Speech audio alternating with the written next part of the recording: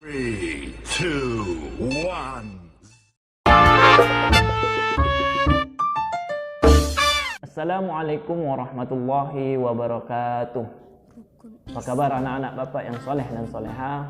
Alhamdulillah, Rabbi israhli sadri wa yassir li amri wahlul uqdatam min lisani yafqahu qawli. Alhamdulillah, kembali kita bersyukur kehadirat Allah Subhanahu wa taala yang mana pada pagi hari yang cerah ini Allah masih senantiasa melimpahkan nikmat dan rahmat kepada kita sehingga kita masih bisa melaksanakan aktivitas sehari-hari kita, yaitu menuntut ilmu dan juga beribadah kepada Allah Subhanahu wa taala. Anak-anak bapak yang soleh dan soleha, mudah-mudahan kalian semua dalam keadaan sehat walafiat dan masih semangat untuk menuntut ilmu untuk perjuangan kalian di masa depan nanti. Bapak harap kita tetap semangat walaupun kondisi kita masih tetap seperti ini, dan kita berdoa kepada Allah Subhanahu wa taala semua ini cepat berlalu dan kita segera dipertemukan di sekolah SDIT Darussalam ini. Baik, pada hari ini kita lanjutkan materi praktik ibadah kita, yaitu masih tentang zakat. Baik anak-anak bapak yang soleh dan soleha, kita lanjutkan materi kita pada minggu lalu, yaitu kemarin kita sudah sampai ke kewajiban membayar zakat. Pada hari ini bapak akan menjelaskan tentang waktu mengeluarkan zakat fitrah, yang mana mengeluarkan zakat fitrah ini ada 3 waktu, diantaranya waktu yang utama, maksudnya ditunaikan di pagi hari raya, yaitu setelah sholat subuh sampai khatib menaiki mimbar untuk membacakan khutbah di hari raya Idul Fitri. Dan yang kedua, waktu wajibnya, yaitu di saat terbenamnya matahari pada akhir bulan Ramadan yang menunjukkan sudah masuk 1 Syawal. Itu sudah diwajibkan kepada kita untuk melaksanakan atau menunaikan pembayaran zakat. Yang ketiga, yaitu waktu yang diperbolehkan. Apa ya waktu yang diperbolehkan itu? Mengeluarkan zakat fitrah sehari atau 2 hari atau 3 hari sebelum menjelang hari raya Idul Fitri. Jadi 1 hari, 2 hari, 3 hari kita sudah boleh menunaikan zakat fitrah, maupun dari awal Ramadan pun kita sudah diperbolehkan untuk menunaikan zakat fitrah, tetapi lebih afdal tadi mendekati hari raya Idul Fitri. Selanjutnya yaitu tentang tata cara melaksanakan zakat fitrah. Apa aja tata caranya? Sebelum kita masuk ke sana, kita harus mengetahui dulu apa yang menjadi syarat untuk menunaikan zakat fitrah tersebut. Yang pertama, beragama Islam. Yang kedua, menemukannya matahari terbenam di akhir bulan Ramadan, yang menandakan tadi masuknya 1 Syawal atau hari raya Idul Fitri. Yang ketiga, mempunyai kelebihan makanan pokok untuk dirinya sendiri dan keluarga yang menjadi tanggungannya. Contohnya, seorang ayah membayarkan zakat anak-anak dan istrinya. Nah, kemudian rukun dari zakat fitrah tersebut. Nah, ini yang harus kita pahami, karena tidak cukup rukunnya maka kita tidak akan sah dalam menunaikan zakat fitrah. Yang pertama, rukunnya niatnya. Niat zakat fitrah dengan ikhlas semata-mata karena Allah Subhanahu wa taala. Adapun niatnya yaitu ada 2 niat. Yang pertama, kalau kita membayarkan untuk diri sendiri.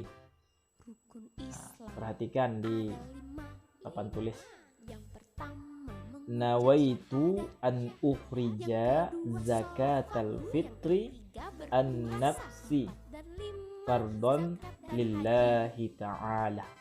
Niatkan mengeluarkan zakat fitrah untuk diriku sendiri, fardu karena Allah Ta'ala. Itu kalau kita menunaikan zakat untuk diri kita sendiri saja.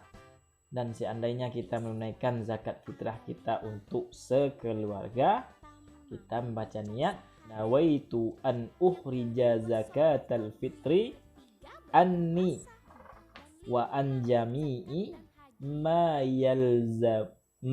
yalzamuni nafaqatuhum syar'an fardhu lillahi ta'ala.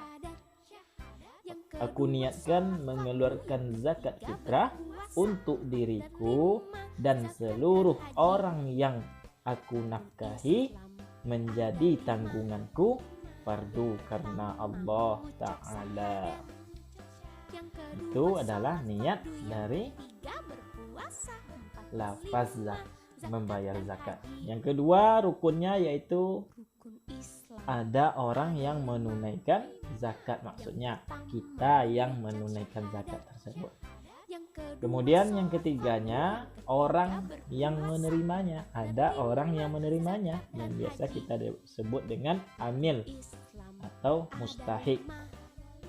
Dan yang keempat, ini yang penting, ada barang atau makanan pokok yang akan dizakatkan, dan pada zaman kita sekarang boleh kita gantikan dengan uang seharga makanan pokok yang kita makan sehari-hari. Umpamanya harga beras kita 15 kilo, 15.000 per kilonya, maka 15.000 dikali 2,5, segitulah yang wajib kita zakatkan. Anak-anak bapak yang soleh dan soleha, jadi setelah membayar zakat tadi, amilnya nanti akan menjawab dengan mendoakan kita. Jadi ada doa dari pembayaran zakat tersebut. Mana tahu anak-anak bapak yang soleh dan soleha nantinya menjadi ustadz dan menerima zakat-zakat dari masyarakatnya atau tetangga-tetangganya. Jadi baca doa, ajrakallahu fima a'taita wa baraka fima abqaita wa ja'ala lahu laka tahuran.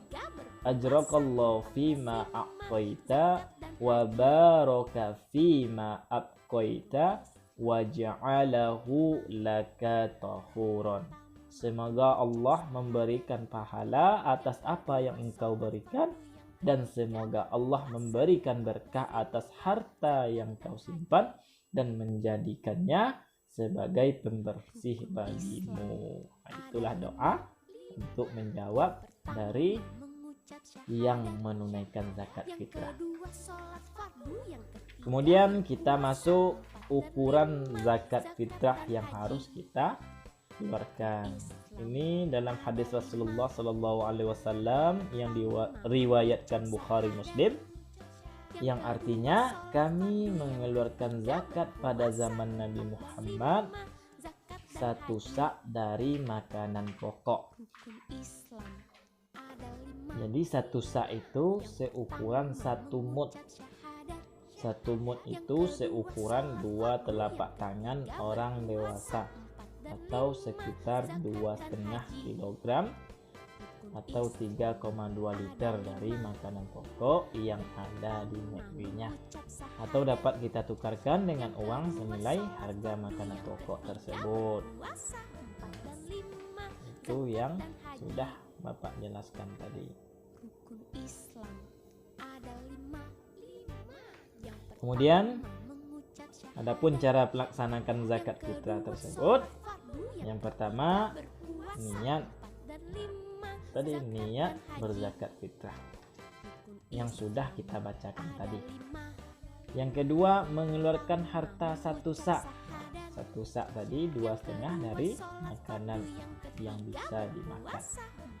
Kemudian yang ketiga, menyerahkannya kepada yang berhak menerimanya atau diwakilkan kepada petugas zakat atau amil zakat.